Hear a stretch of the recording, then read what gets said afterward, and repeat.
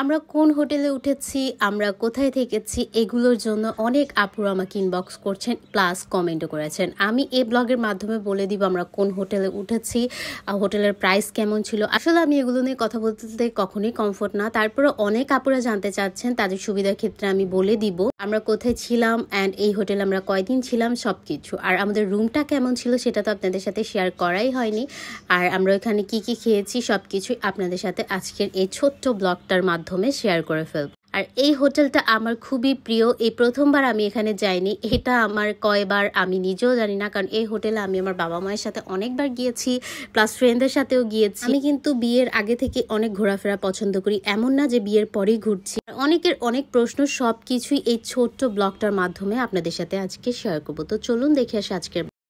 আসসালামু আলাইকুম সবাইকে ওয়েলকাম ছোয়া ইকবাল লাইফ স্টোরি থেকে। আমরা কক্সবাজার এসে পড়েছি, আপনারা অলমোস্ট জানেন, গত ব্লগেই দেখে ফেলেছেন। আমরা এই ডলফিনের মোড় থেকে একটা অটো নিয়ে নিয়েছি, আমি জানি না আপনারা এটাকে কি বলে, নারায়ণগঞ্জের ভাষায় এটা আমরা অটো বলি, কক্সবাজারের ভাষায় এটাকে টমটম বলে। যাই হোক, শুধু কক্সবাজারের না, অনেক গ্রামে এটাকে টমটম বলে। তো এই যে আমরা এই ডমিনোস রিসোর্টে উঠেছিলাম, মূলত এটার নাম হচ্ছে কয়লা।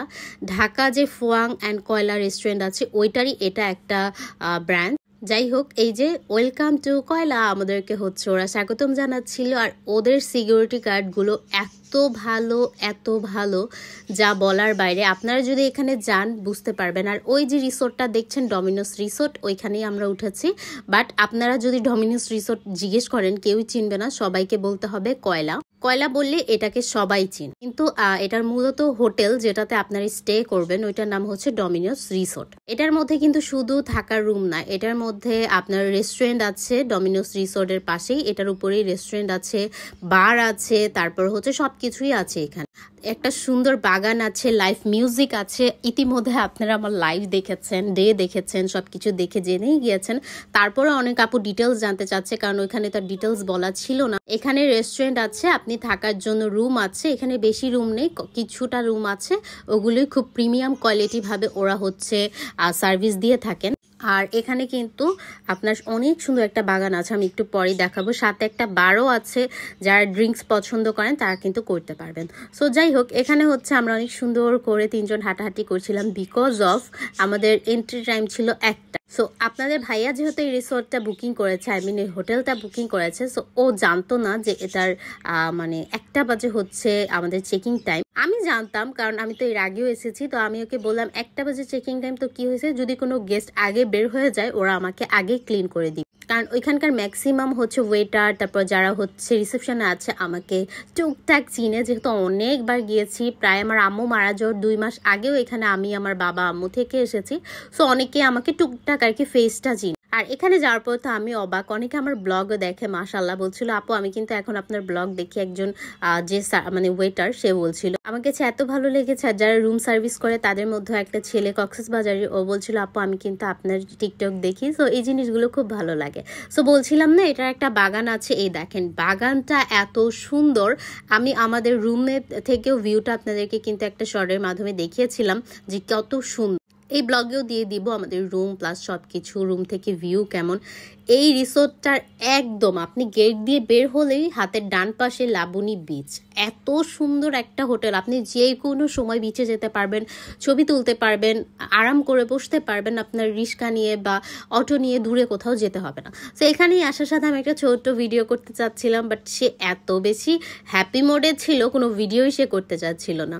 তার বাবা হচ্ছে তাকে একটু পরপরই ঠিকঠাক করে দিচ্ছে। আসলে বাবারা এতটা যে মেয়ের প্রতি কেয়ারিং হয়, আমি আশার বাবাকে না দেখলে বুঝতাম না। এই যে আমরা যেখান দিয়ে হাঁটছি এই উপরেই হচ্ছে এটা বার, সো এখানে যারা ড্রিঙ্কস করে খেতে পারে। আর এটা কিন্তু অনেক জোস একটা হোটেল, আমার দেখা মতে 1-এর মধ্যে 3 এরকম একটা হোটেল। শুধু এটার একটাই প্রবলেম, সুইমিং নেই। আর আমরা এবার সুইমিং করবো না, আমরা ঢাকা থেকেই সিদ্ধান্ত নিয়ে এসেছি, বিকজ আমাদের হাতে ওইরকম সময় নাই যে সুইমিং করে সময়টা নষ্ট করবো, কারণ ঢাকাতেই আমরা অনেক রিসোর্ট বা হোটেলে যে সুইমিং করে থাকি।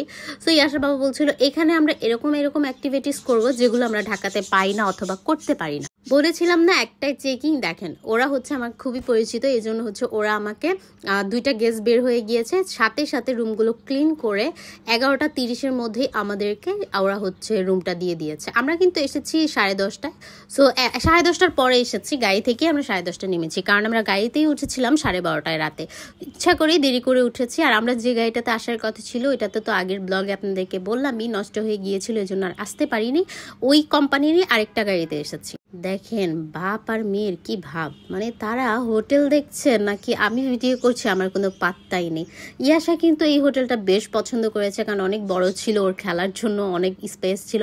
সো এখানে একটু মেসি হয়ে আছে বিকজ অফ ওরা হচ্ছে ক্লিন করছে প্রত্যেকটা রুম। এটা ছিল আমাদের কালাচান, মানে আমার ছোট্ট দেবরটার রুম, ও হচ্ছে এই রুমেই থাকবে। ওর ভাইয়া হচ্ছে ওদের সাথে কথা বলে এই রুমটাই ওর জন্য বুকিং করেছে। দেখেন ওর রুমটা কত সুন্দর। এই রুমটা আপনাদের ভাইয়া বারবার নিতে চাচ্ছিল, পরে আমি বললাম না, আমি অনেকবার এই রুমে থেকেছি, সো এই রুমটাতে আমি আরো 2-3 বার উঠেছি। তো আমি ওর ভাইয়াকে বললাম না, এটাতে ইরফান থাকুক, আমরা বাগানের পাশেরটায় থাকি, ওইটাতে আমি উঠি নাই, উঠেছি মানে যেই রুমটা আমাদেরকে দিয়েছে 1006 ওইটাতে আমরা উঠি নাই। যাই হোক, এই যে দেখেন এখানে ওয়াও কি সুন্দর একটা ভিউ, এটা খুললেই জাস্ট সাগরের পার, বাট এখানে অনেক রোদ ছিল আমি যাইনি, এটা খুললেই রাস্তার পাশে সাগরের পার। আর এইটা হচ্ছে ছোট্টখাট্ট একটা আমাদের রুম, সেমই জাস্ট হচ্ছে ওরটা মানে রাস্তার পাশে, আমারটা হচ্ছে বাগানের পাশে। এই যে ওয়াশরুমটাও অনেক সুন্দর, বাট আমি ওয়াশরুমের ভিডিও করিনি, কারণ ওয়াশরুমের ভিডিও করতে আমার খুবই মানে ভালো লাগে না, বিরক্ত লাগে। এই যে এটা ছিল বেড, আর ওই যে বাগান বারান্দার সাথেই, আর এই যে এখানে একটা ড্রেসিং টেবিল টাইপের মিরর আছে, যেটা আমার খুবই প্রয়োজন, কারণ মিরর ছাড়া আমি আর আমার জামাই 1 মিনিটও থাকতে পারি না, আয়না লাগবে। তো এই দেখেন আপনাদেরকে এখনই দেখাবো বারান্দাটা কত জোস। দেখেন বাপ মেয়ে এসে প্রকৃতি দেখা শুরু করে দিচ্ছে। এই যে আশা দেখাচ্ছিল খেলার জায়গাটা, এখানে কিন্তু বাচ্চাদের খেলার জায়গাও আছে। এই জায়গা মানে এই হোটেলটা বললাম না 1-এর মধ্যে একদম 3। এই দেখেন এটা হচ্ছে বাচ্চাদের খেলার জায়গা, আর ওই যে বাচ্চাদের খেলার জায়গার অপর পাশেই বাগান, আর এই ছোট্ট জায়গাটাতে সুইমিং পুল করবে, এখন ওরা হচ্ছে করে নাই, করবে। আর এই যে আমি হচ্ছে ভাই আগে আমার শুজটা চেঞ্জ করলাম, আমি স্লিপার একজোড়া নামাইলাম, কারণ পা একদম ধরে গেছে বাসে বসে থাকতে থাকতে, যদিও বাসটা খুবই আরামদায়ক ছিল, একদম সিট নামিয়ে ঘুমাইতে ঘুমাইতে আসছি। আর এখানে আমার মেয়ে দেখেন ওয়াশরুমে যাবে, সে ওয়াশরুম দেখবে, আর আপনাদের ভাইয়া এসেই লাকিজটাকে খুলে ফেলেছে।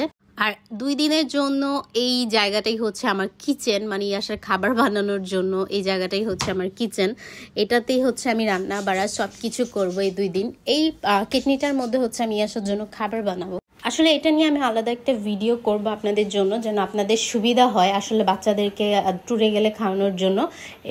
আমি এই কেটনিতে কিভাবে কি করেছি না করেছি ডিটেলস একটা ব্লগ আপনাদের সাথে শেয়ার করবো। আসলে এইভাবে তো আর আপনারা বুঝবেন না, আর আমি যদি এই ব্লগের মাধ্যমে ডিটেলস বলে দিতে যাই আমার এই ব্লগ অনেক বড় হয়ে যাবে, এমনিতেই 8 মিনিট হয়ে গিয়েছে। আসলে সবাই বড় ব্লগ দিতে বলেন, বাট বড় ব্লগ করা যেমন অনেক কষ্টের, এডিট করা আরো বেশি কষ্টের, সময় পাওয়া যায় না। যেহেতু আপনাদের দোয়ায় আপনাদের ভালোবাসা আমি ছোট একটা ব্যবসা করি, সো আমি না ব্লগগুলো এডিট করার একদমই এখন হাতে সময় পাই না।